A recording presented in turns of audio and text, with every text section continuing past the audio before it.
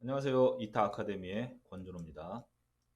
자, 124회 건축정비 설비 기술사 경향 분석에 대해서 말씀을 드리겠습니다. 시험이 5월 말에 시행이 됐는데 자료가 조금 늦게 올라왔죠. 시간이 좀 많이 걸렸습니다. 이 기술사 해설서라는 게 답안지의 분량이 굉장히 많습니다. 논술형이기 때문에 개략적으로 뭐 건축정비도 한 100페이지 정도, 한 회차의 해설서의 분량이 발송배전도 한 100페이지 정도, 120페이지까지 가는 경우도 있습니다. 이렇게 분량이 좀 많고요. 여러 가지 자료들을 좀 분석하고 정리하고 또 기술사 답안의 형태로 재구성하려다 보니까 시간이 좀 많이 걸렸다 이렇게 이해를 해 주셨으면 좋겠습니다. 자, 제가 준비한 자료를 보면서 여러 가지 요번 이제 회차에 대한 분석 자료, 그 다음에 앞으로 우리가 준비해야 되는 사항들, 어떻게 전략을 수립할 것인가 이런 부분에 대해서 하나하나 좀 설명을 드리겠습니다. 합격 점수 60점 획득 전략 200 플러스 알파 50이라는 공부 방법, 전략 수립법에 대해서 지난 회차 경향 분석 자료에도 제가 영상 올려드린 것이 있습니다. 이번 회차에서도 이 어떤 그 전략은 그대로 유지가 된다라고 말씀을 드리고요. 이 부분은 앞에 영상이 있기 때문에 그 영상을 좀 참고하셔서 방향을 수립하시면 될 것 같아요. 그래서 이건 뭐 제가 다시 말씀드리지 않겠습니다. 참고적으로 보시면 될 것 같습니다. 이것도 마찬가지로 이 부분도 200 플러스 알파 50 전략에 해당이 되는 거니까 한번 보시고요. 자, 이번 건축정비설비 기술사 시험에서 특이사항이 무엇인지 말씀을 좀 드리겠습니다. 이번 시험에 합격자가 13분 배출이 됐죠. 1년에 평균적으로 1년에 한 30명 정도 합격자가 배출이 되고요. 3회 시험이 있으니까 1회에 10명 플러스 마이너스 알파가 배출이 되는 게 일반적인 배출 인원이죠. 뭐 때에 따라서는 굉장히 많이 배출이 될 때도 있고, 뭐 어쩔 때는 합격자 한 명도 없을 때도 있었는데 그건 아주 특수한 사항이고, 그러한 특수한 사항은 공부 범위에서 제외를 시키세요. 일반적으로 10명 내외로 뽑는다. 문제가 쉽게 나오든 어렵게 나오든. 그렇기 때문에 문제가 쉽다고 해서 뭐 자만하지 마시고, 또 문제가 너무 어렵다고 해서 포기하지 마시고, 내 실력을 꾸준하게 열심히 최선을 다해서 내 실력을 보여주면 되는 겁니다. 이번 회차의 특징 중에 하나는 뭐냐? 기출문제가 29문제가 출제가 됐다. 그 중에서 지난 10년간 2번 이상 나왔던 문제가 또 출제가 된 겁니다. 그러니까 요번이 세 번째 출제된 문제들이죠. 이러한 문제의 수가 22문제 정도 됐습니다. 이 22문제라는 게 굉장히 중요한 겁니다. 좀 이따 설명을 드릴 거고요. 그 다음에 최초로 나온 문제가 2문제 정도 있었습니다. 이런 문제는 건드리지 않는 게 좋습니다. 앞으로 시험을 준비하실 때도 10년 동안 한 번 정도밖에 출제가 안 됐다라고 하는 문제들은 과감하게 스킵하시는 게 좋습니다. 그 문제 하나가 뭐 크게 이제 부담이 되는 건 아닌데 그 내용을 내가 정확하게 파악하기 위해서는요 굉장히 많은 부분을 공부를 해줘야 되는데 그 내용들이 기본이 되는 중심이 되는 내용들과 연관성이 있으면 가지고 가면 됩니다. 그런 것들이 이제 기초 이론이거든요. 그런데 거기에 해당되지 않는 유형의 그런 문제라고 하면요. 과감하게 버리셔야 돼요. 왜? 그 부분을 공부하는데 굉장히 많은 시간이 걸립니다. 그리고 그 내용을 계속해서 가지고 가는데, 유지 관리하는데 또 시간이 많이 걸려요. 그 정도 시간이면 기본서의 웬만한 부분들을 커버할 수 있는 그런 분량이 되는 거거든요.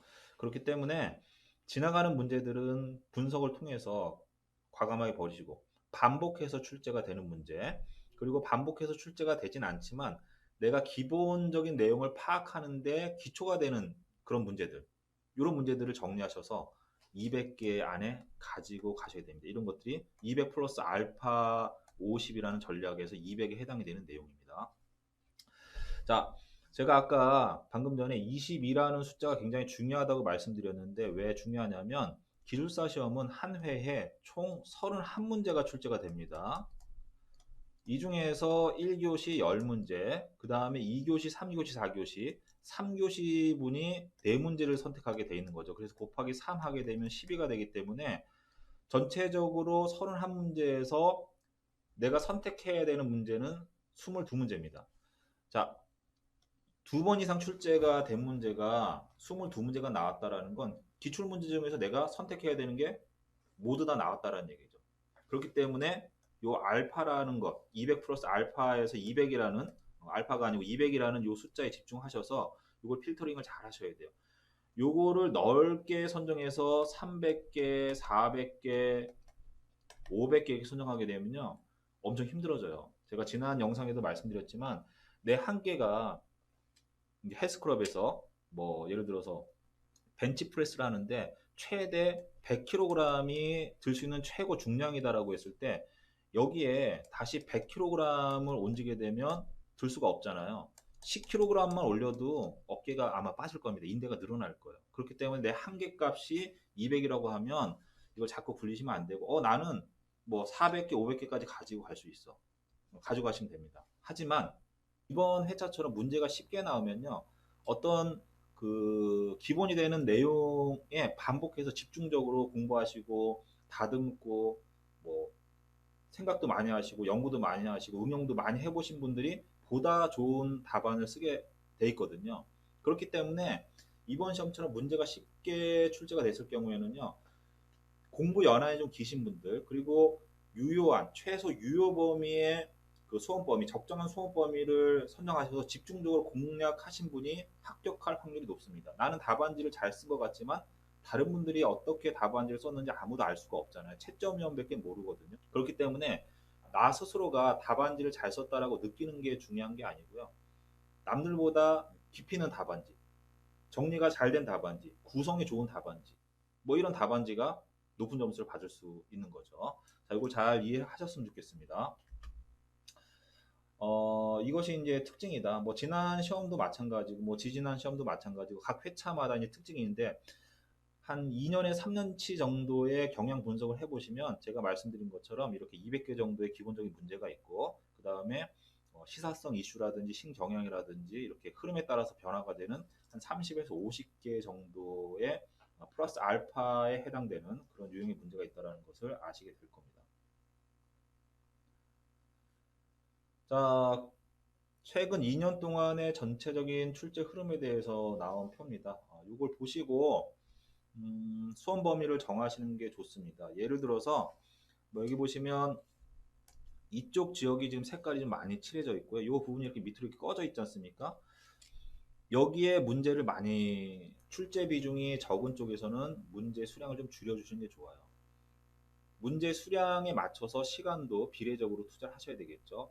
이렇게 전반적으로 고르게 점수를 향상시킬 수 있는 그런 전략을 수립하시는 게 좋습니다. 자, 이 부분도 제가 많이 설명드렸던 거기 때문에 깊이 있게 뭐 반복해서 설명드릴 필요는 없을 것 같고요. 딱 이제 딱 한 가지만 더 말씀을 드리면 예를 들어서 내가 공부의 분량이 뭐 한 100 정도의 어떤 문제를 선정할 수 있을 정도의 실력을 갖추고 있다라고 하면 100문제 정도. 전원 설비에서 출제 비중이 25% 정도 나왔습니다. 예를 들어 평균적으로.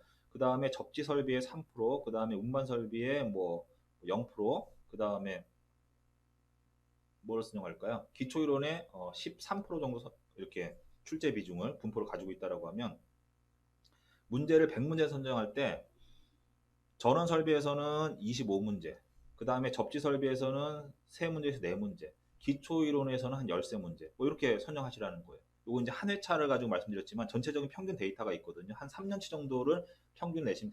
근데 내가 어느 정도 숙달이 됐어요. 문제를 늘리고 싶어요.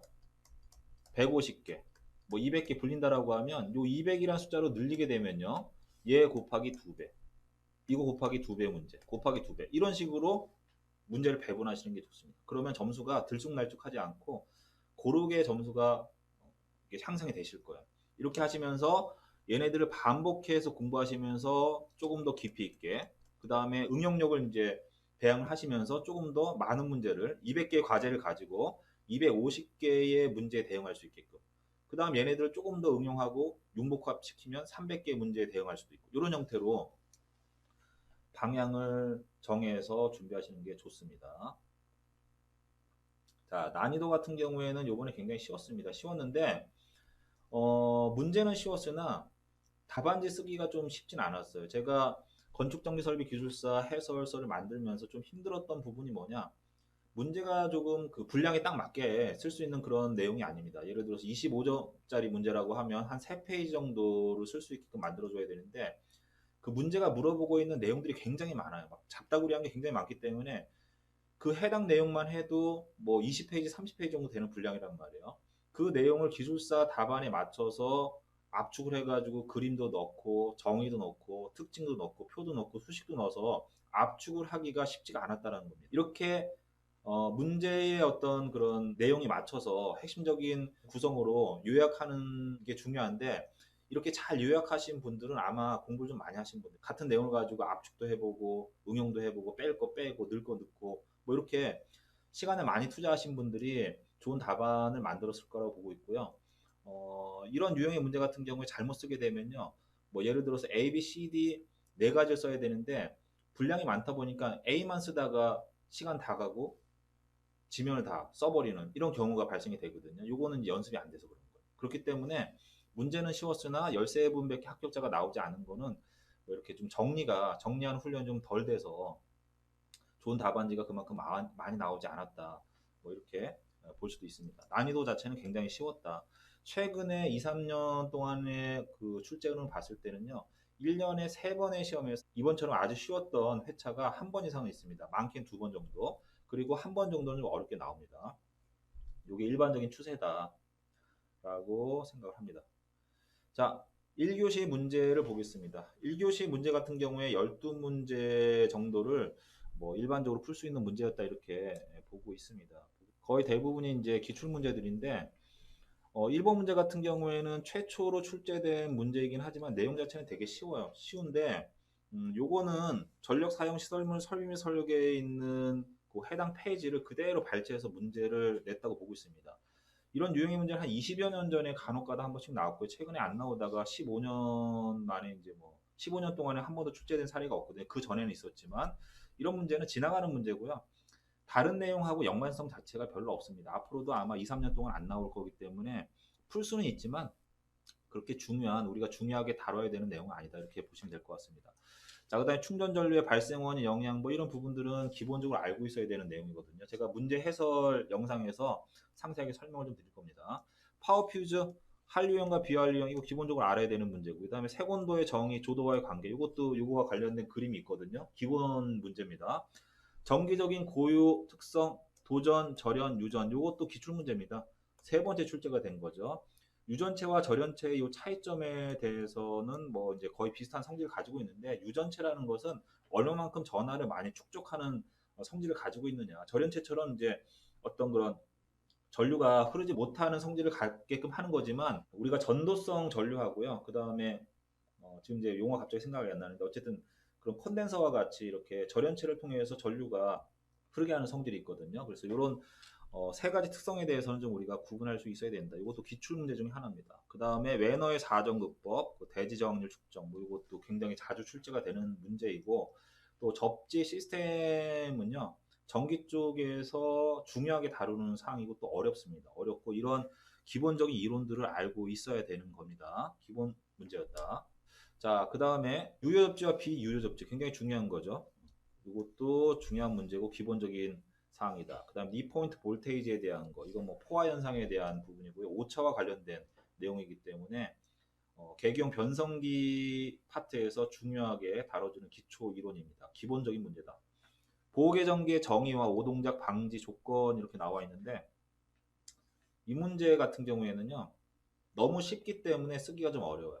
오동작 방지 조건이라는 게 엄청나게 많거든요. 많은데 이 많은 내용을 한 페이지에 요약해서 쓰려면 전체 내용을 파악하고 있어야 된다는 얘기죠. 그 중에서 핵심이 되는 사항이 뭔지를 평상시에 생각을 해둬야지만 짧은 시간 안에 좋은 답안, 좋은 구성의 답안을 만들 수가 있는 거거든요.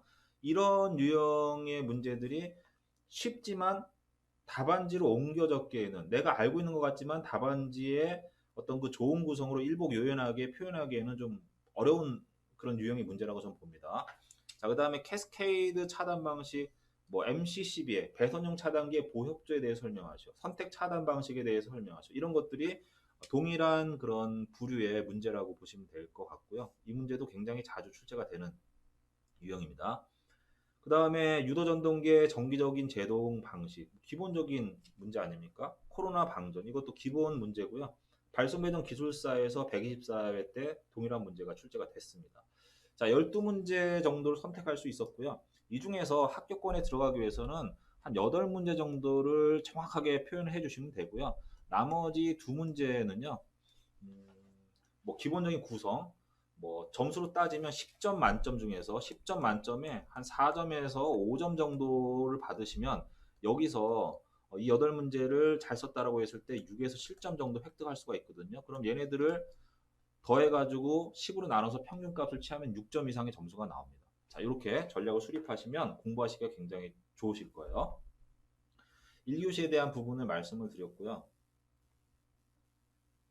그 다음에 뭐 스킵해야 되는 문제, 뭐 스킵할 수밖에 없는 문제. 자, 최대 전력 전달 조건은요 되게 쉽습니다. 자주 출제가 되는데 여기 과도 현상이라는 게 붙었어요.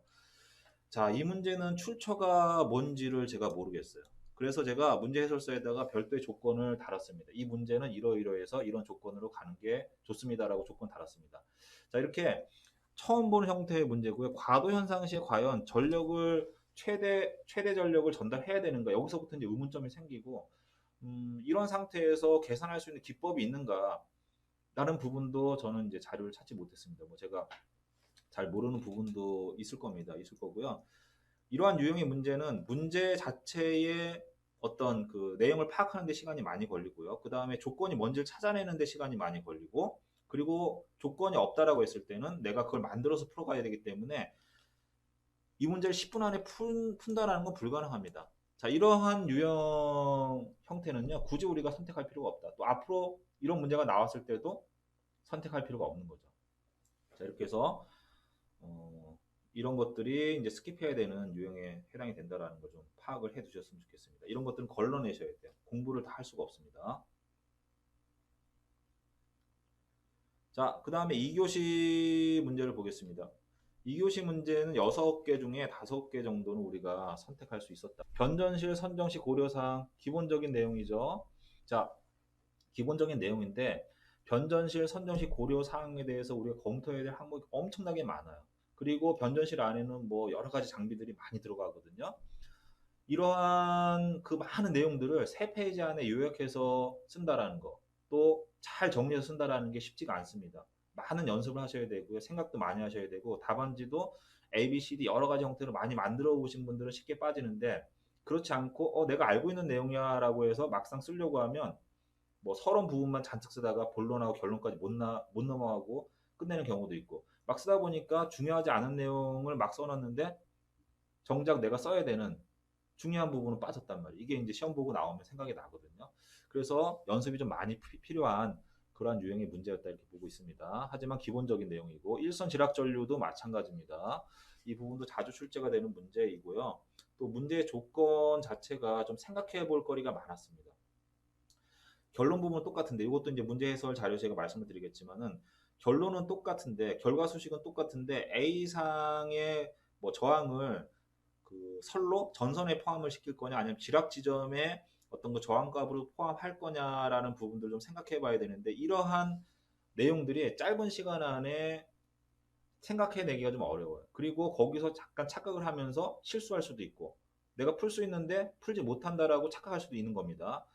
이런 부분들이 반복해서 연습하고 들여다보고 생각하고 많은 시간을 가지고 공부를 하다 보면 시험장에서 이런 유형의 문제를 만났을 때도 당황하지 않고 침착하게 풀어나갈 수가 있는데 그렇지 않으면 여러 가지 실수를 범할 수도 있는 거죠. 그래서 1번과 2번의 문제는 반복해서 출제가 되는 유형이지만 평상시 얼마만큼 내가 연습을 많이 했느냐에 따라서 결과는 많이 달라질 수가 있겠죠.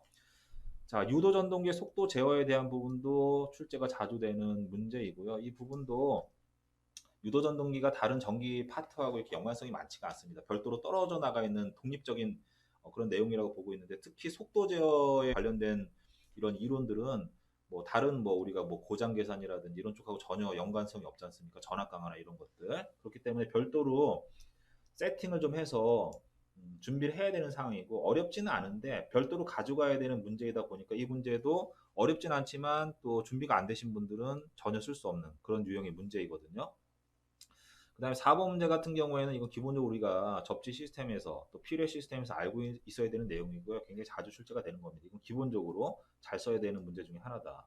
그 다음에 베스에 대한 부분도 최근에 굉장히 출제가 많이 됐고 최근 7년 동안 14번 출제가 됐으니까 얼마나 이쪽에 우리가 관심이 많은가라는 걸 아시겠죠. 당연히 잘 써야 되는 내용입니다. 자, 2교시, 3교시, 4교시에는 4문제를 선택해야 되는데 학교권에 들어가시는 분들은 3문제 정도는 아주 잘 써야 됩니다. 그리고 나머지 한 문제는 25점 만점이라고 했을 때 얘는 10에서 12점 정도 획득할 수 있는, 그러니까 우리가 100점 만점으로 보면 한 50점, 45점에서 50점 정도 받을 수 있는 그런 능력을 갖춰야 된다는 거죠. 그리고 3문제는 25점 만점에서 15점 이상을 획득할 수 있게끔 그렇게 준비를 하셔야 됩니다. 이렇게 전략을 수립하시면 공부의 범위가 굉장히 많이 줄어요. 그리고 효과적입니다. 자, 그 다음에 별류기, 비오차, 합성오차, 비보정 계수와 관련된 내용. 그 다음에 여기 이제 계산 문제가 하나 더 있습니다. 계산해야 되는 건데 문제 해설서를 보시면 아시겠지만 되게 단순해요. 단순한데 이렇게 정확하게 어떤 부분 딱 짚어서 문제를 낸 경우는 이번이 처음이고요. 특히 여기 나와 있는 비보정 계수라든지 이러한 용어들은 우리가 잘 쓰지 않는 내용이기 때문에 입에 딱딱 와닿지가 않아요. 계속 내가 뭐 과전류 정수라든지 과전류 강도라든지 이런 것들은 우리가 많이 쓰는 용어이지 않습니까? 그런 부분들은 자주 보기 때문에 쓸 수가 있는데 이렇게 합성 오차나 이런 부분들은 이런 용어들은 거의 잘 안 씁니다. 안 쓰니까 입에 달라붙지도 않고 이 오차와 관련된 개수와 관련된 공식들이 있는데 그런 부분들을 매일매일 반복해서 봐줘야 되는데 뭐 어쩌다가 1년에 한두 번 정도 시험에 한 번 나왔을 때 봐주고 이렇게 되면 답안지를 쓰는데 애로사항이 많은 거죠. 그렇기 때문에 이 문제는 빼놨고요. 앞에 우리가 선택할 수 있는 문제가 5개나 있었기 때문에 굳이 잘 접하지 않는 이런 내용까지 손댈 필요는 없다. 이런 부분들이 알고는 있어야 되지만 굳이 내가 가지고 가는 짊어지고 가야 되는 그런 범위에 있는 내용은 아니다. 이렇게 생각합니다. 그래서 스킵 문제로 제가 분류를 해놨습니다. 자, 3교시.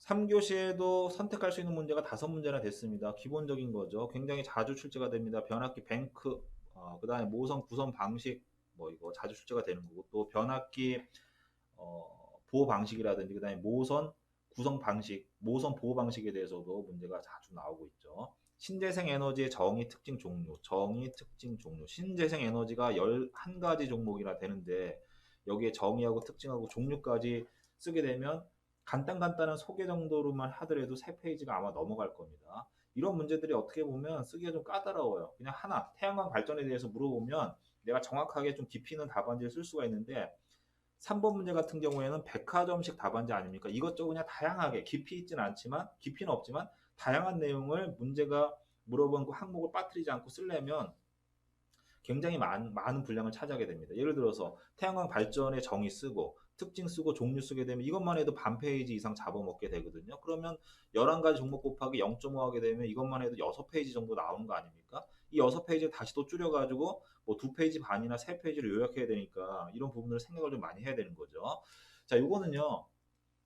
시험장 가시기 전에 문제가 나왔을 때 내가 어떻게 쓰겠다라는 그런 연습을 많이 하신 분들은 좋은 답안을 쓸 수가 있습니다. 특히 제가 권장하는 건 쪽지 모의고사라고 해서 한 문제당 한 2분 안에 간략한 목차 정도를 잡아나가는 그런 쪽지 모의고사 한번 보세요. 제가 강의할 때 많이 써먹었던 기법이고 연구반이라든지 세미나반을 할 때 많이 써먹었던 기법이고요. 또 전기 인사이드라는 카페에 보시면 모의고사 항목에 제가 쪽지 모의고사를 채점한 그 자료가 있습니다. 이게 합격자분들 자료 제가 올려놨는데 그런 부분 참고해서 한 문제당 2분 정도를 이렇게 부여하셔가지고 배분하셔서 답안지 작성하시는 훈련하시면 이렇게 써야 될 내용은 많은데 목차를 어떻게 잡아 나갈 것인가를 연습을 많이 하신 분들은 좋은 구성으로 답안지를 만드실 수가 있습니다. 자, 초고층 빌딩에 관련된 문제 엄청나게 많이 나왔죠. 기본적인 문제입니다. 그 다음에 조명 기구와 관련된 조명의 용어들에 대한 부분이고요.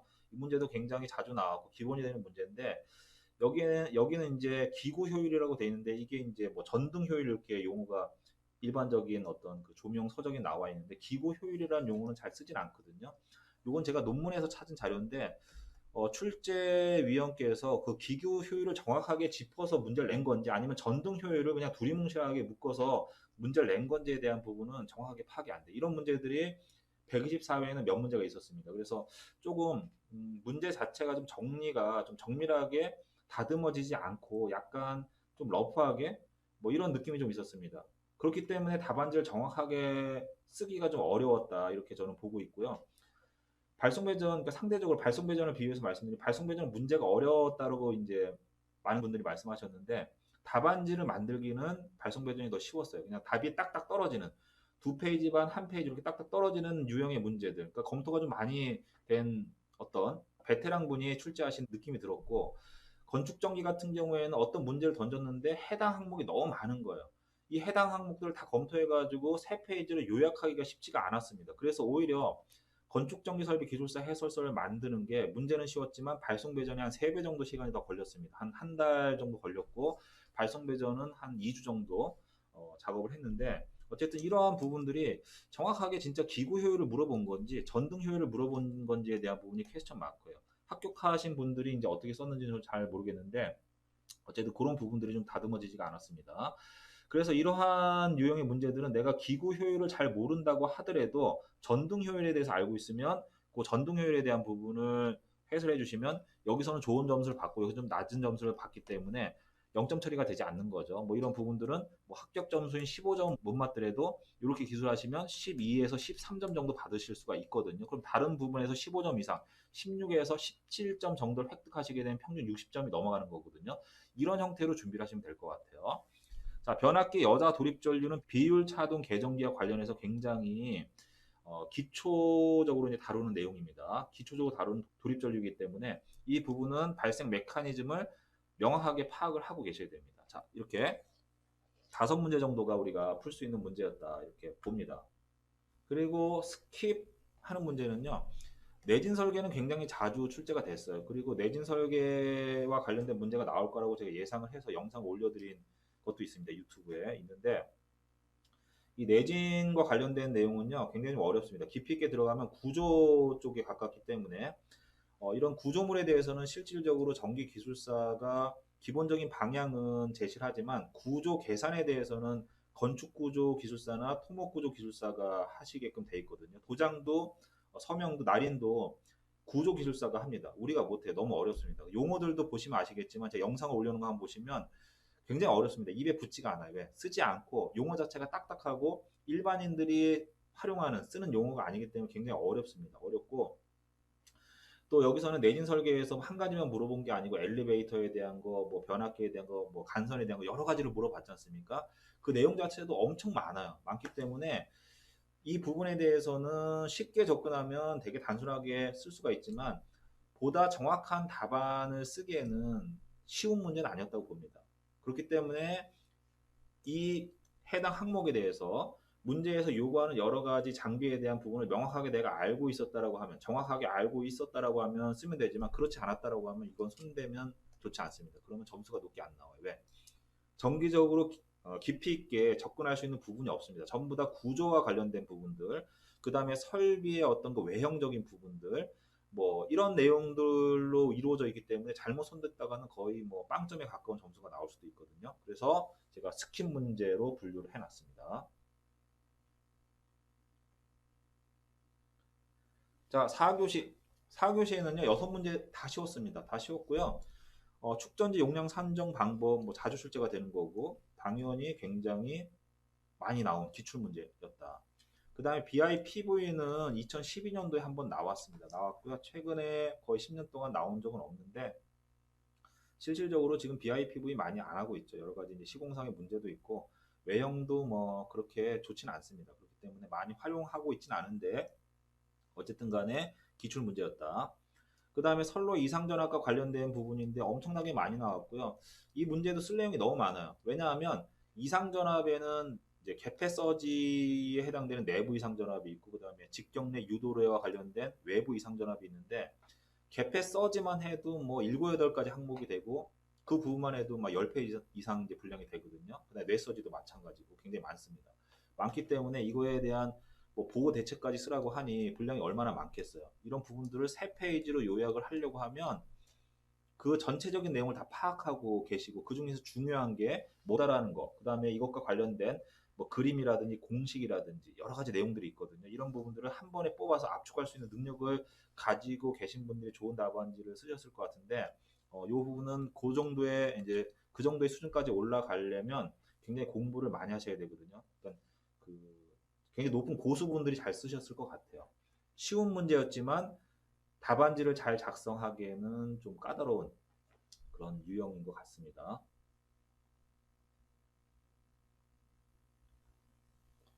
자, 그 다음에 박물관, 미술관 조명 같은 경우에는 자주 나오는 문제는 아닙니다. 예전에 한 10여 년 전에, 20년 전에는 간혹가다 나왔는데, 최근에 이제 좀 뜸하다가 지난 123회에 1교시 문제로 나왔었어요. 이제 그 전시 조명에서 약간 묻는 부분이 좀 틀리긴 하지만 박물관, 미술관 조명의 어떤 그 카테고리 안에 들어가 있는 문제였거든요. 123회 나왔는데 일반적으로 이 문제가 나오면 그 다음 회차는 잘 안 나오는데 이번에는 전시 조명이지만 지난 회차에 물었던 내용에서 빠져있는 내용을 이제 추가적으로 물어봤습니다. 25점짜리로 물어봤고요.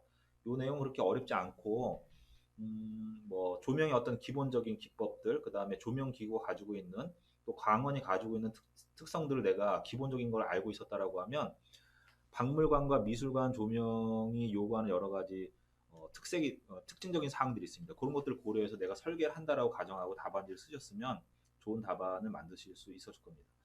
그리고 앞전에도 제가 말씀을 드렸듯이 뭐 시사성 이슈, 그 다음에 규정이나 법규가 새롭게 개정이 되면 거기서 한 2, 3년 동안은 한두 문제씩 꾸준하게 나오거든요. 왜냐하면 건축정비설비 기술사 같은 경우에는 법규라든지 이런 것들 좀 많이 봐야 됩니다. 그거에 맞춰서 우리가 시공을 하고 건설을 해야 되기 때문에 그래서 그런 규정이나 법규나 이런 것들이 개정이 되면 그 부분을 어느 정도는 알고 있어라라는 의미에서 문제를 출제를 하고 있습니다.